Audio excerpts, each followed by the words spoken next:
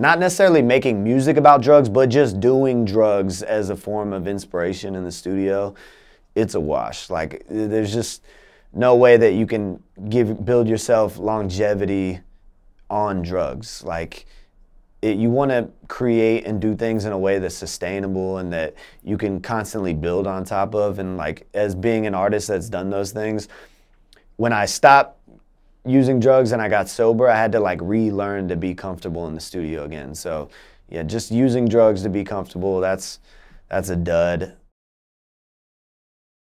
Your biggest song, which was Cadillac, and the 2 other songs you named, were you under the influence of any drugs during the creation,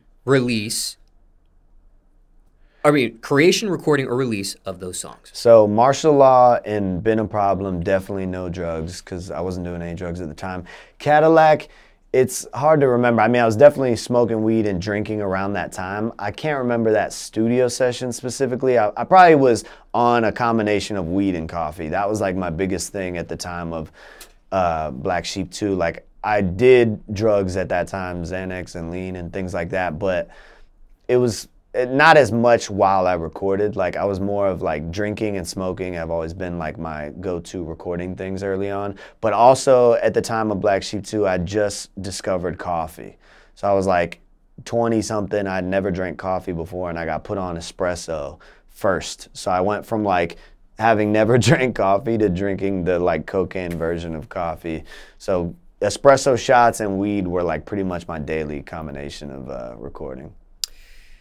Now, at this point in time, completely sober from substances? Yeah. Including caffeine? Nah, I love caffeine. I'm gonna drink coffee till the day I die. My wife's Italian. We drink coffee at midnight. Now, being the fact here, and asking you this respectfully, being the fact that your biggest song may have been under the influence of drugs aside from caffeine, did that discourage you from sobriety even longer? Nah, fair question. Well, here's the thing is that when anybody takes, especially artists, when they take on the endeavor of like getting sober, there is 100% a voice in your head that's like, well, you made your best art when you were high. And that's just a hump that people have to get over, because I always had that voice nagging at me, but I don't think I ever like really at the core of me believed that, because I know that inspiration comes from something outside of us anyways. Sometimes we just use drugs to tune out our own brain and tap into creativity, but I've always felt like the actual creative act itself is like something from the universe is coming through us. I don't ever look at any of the art as my own once I release it. And so I'd say like at the beginning stages, there was a slight fear of like, can I do this? But what was encouraging was right around my 1 year sober mark is when I made Martial Law, which then streamed more than Cadillac Music. So it was the first time I had a new song that went beyond that. And it's just learning too as an artist not to judge those elements, because ultimately being sober is just about like creating a happier, better version of yourself and a better example for the people around you. So even if that led to me not making as potent music, it's the better decision in my life. These are all just kind of like negative questions that we ask ourselves to postpone those things. But the truth is that it's possible to tap into the creative act without anything. And I've had 2 songs that became big records while I was sober. And honestly, all of my platforms have gone up since I've been sober. Like Cadillac is still this special record that did big, but every project has streamed more since then. I made more money. I've got more views on YouTube. And honestly, once I got over the like couple month path of being sober, I started to really tap back into my genuine creativeness. And now it's just a healthier version. When I go in the studio, I can tap into source. I can leave. I can not feel shameful or regretful that I'm all fucked up and I'm coming off of it. And it's just a better overall balance. But definitely was a learning curve of, you know.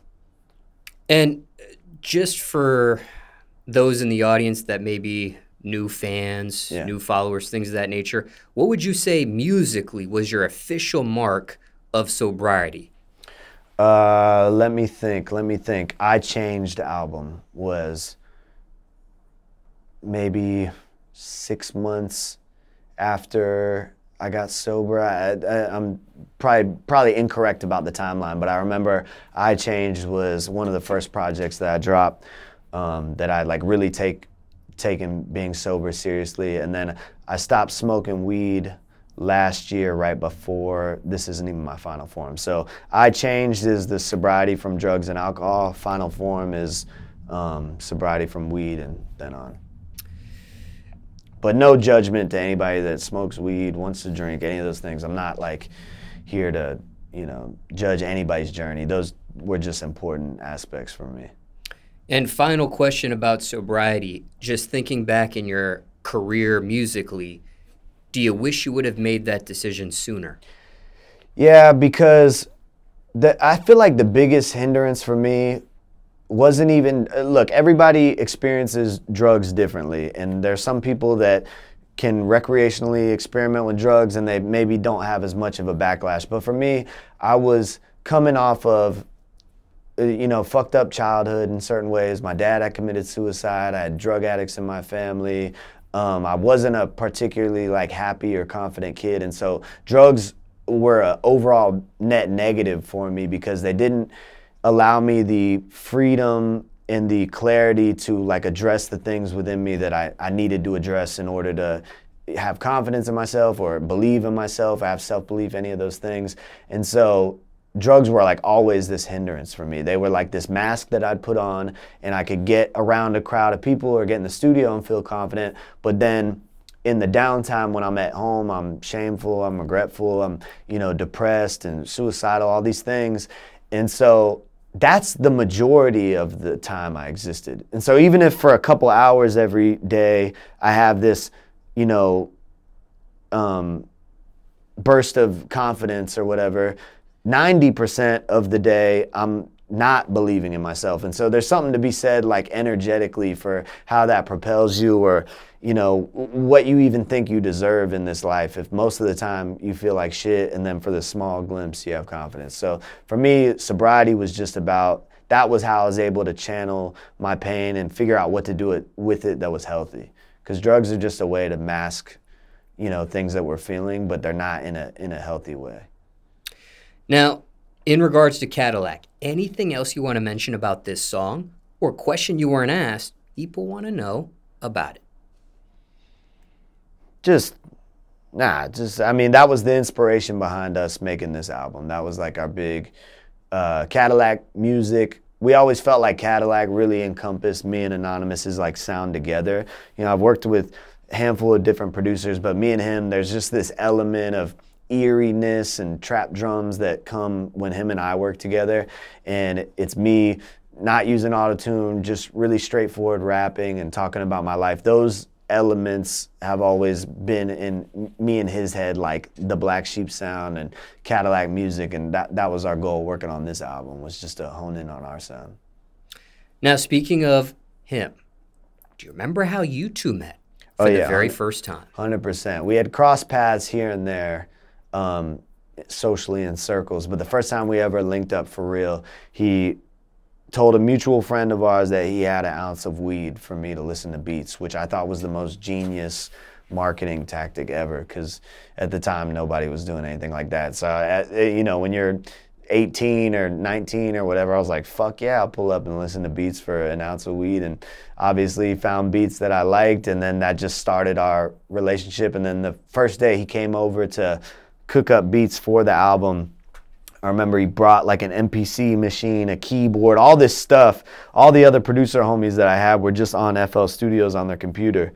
So I was just like, dude, this dude is like serious about music. This is awesome. And so we just always made unique shit together. Now, since he is in the same room as us, let's fact check that. Yes, sir. Yeah. Yeah, that's how it went down. I pulled up. I was nervous. I was like, what if I pull up and I forget how to make beats? But one of my close friends was like, nah, go over there. You guys are going to kill it. And he brought me a pint of lean and I brought him two slabs of lean. I brought him an ounce of wax. Yeah. And I mean, I'm sober too now, so it's kind of funny. We laugh at it. But the first 2 hours of linking up in person, we made Cadillac. And then the second song in that session was this song, Too Much, which ended up on Black Sheep too. Yeah. But great marketing. He just pulled up 2 pints of lean, a slab of wax, had already gave me an ounce of weed. I was like, this is going to be great. And when I was listening to him make Cadillac, I was like, kind of thinking he was fucking up the beat.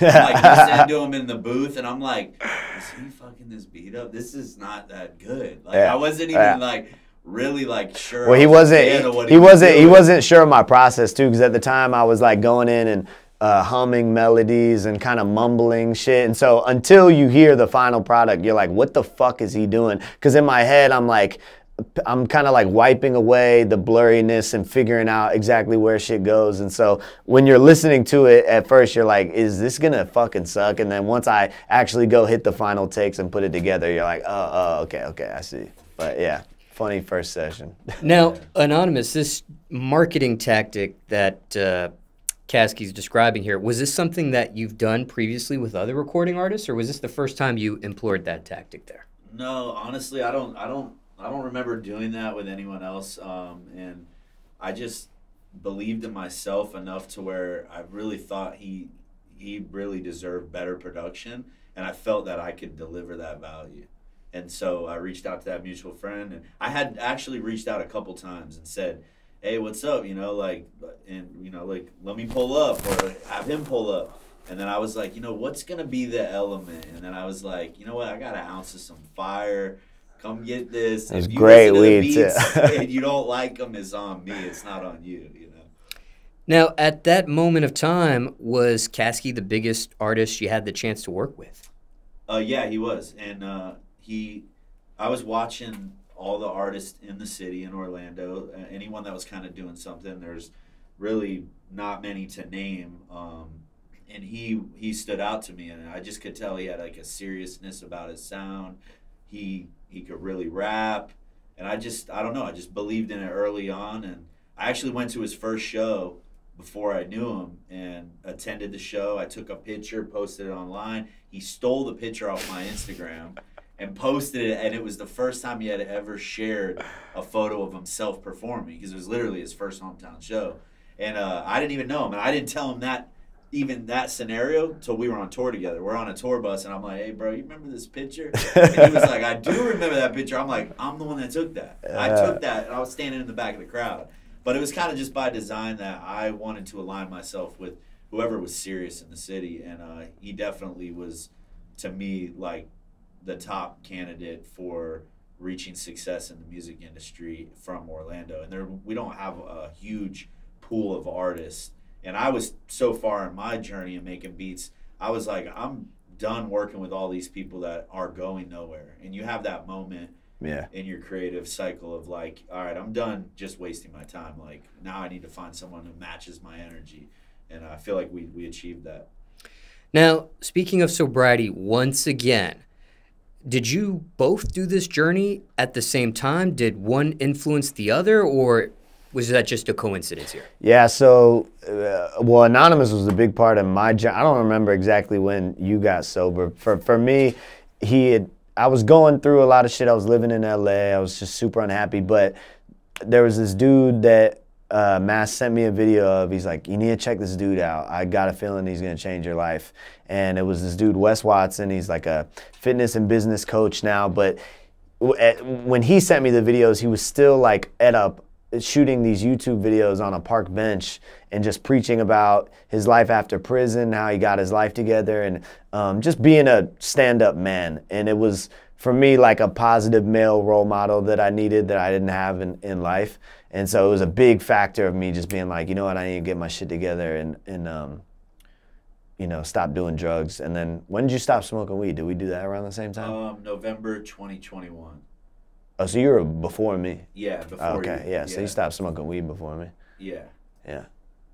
But not too much. I mean, if you look at the collective length of both of us smoking, we both smoked since we were teenagers. Yeah. So we did kind of quit right around the same time. The same time, within a year apart, An additional question about sobriety here as well. Have either of your two journeys into sobriety inspired others to be sober as well? Oh, yeah, all the time. I mean, last year, me and him threw a independent music artist event called the Future of Artists Summit, where we just, because we've been on this path of just like improving ourselves, and not even just about getting success in the music industry, but about being like proud of the steps you're taking and the journey, and not caring so much about the success and enjoying the process and doing it in a healthy way. We were talking about it, and we're like, man, we really want to give this game to up and coming artists, because we didn't have a lot of people preaching this kind of stuff to us when we came up. You know, all my idols did shit in ways that weren't sustainable for me. So the end of last year, we threw this event called the Future of Artists Summit.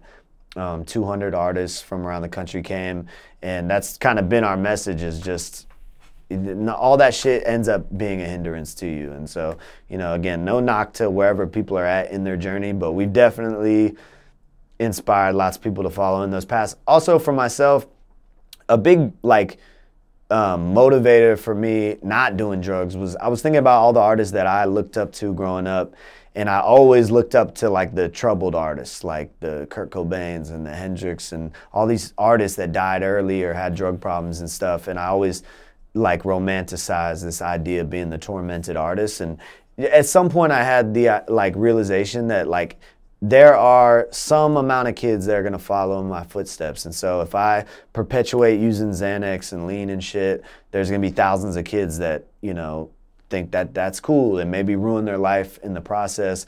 And if I, you know, put those things down and I dedicate my life to being a better man and shit like that, that there are going to be kids that are inspired to go that way. And so, I mean, we get messages every day of people just growing. Bro, he's changed the lives of hundreds of kids. Yeah. Hundreds of kids' lives. Yeah.